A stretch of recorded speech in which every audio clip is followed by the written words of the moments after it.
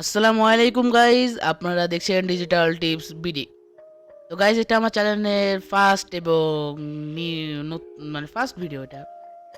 তো আজকের ভিডিওতে আমি আপনাদের শেখাবো যে কিভাবে করে আপনারা আপনাদের ডেস্কটপের র্যাম, রোম, প্রসেসর, জেনারেশন, কত গিগাহার্টজ সব জানবেন। তো তার জন্য দুটো ভাবে শেখা পারবেন, দুভাবে এটা দেখতে পারবেন।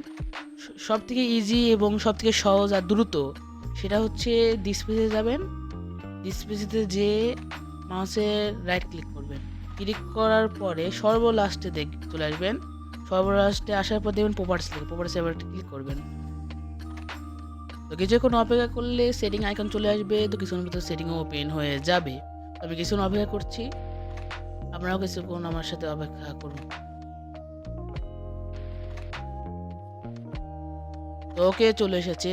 তো সর্বপ্রথম আপনাদের ডেস্কটপের নাম, তারপরে প্রসেসর, তারপর র্যাম, এরপরে শো করবে সিস্টেম টিপ।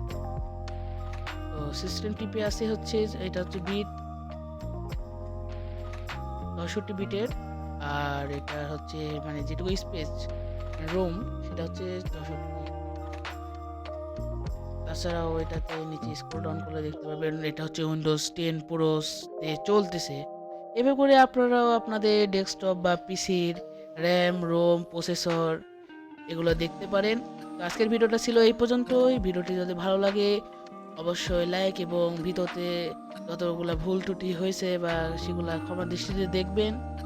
দেখে আমাকে ছোটো মনে করে আমার চ্যানেলটি সাবস্ক্রাইব করে দেবেন।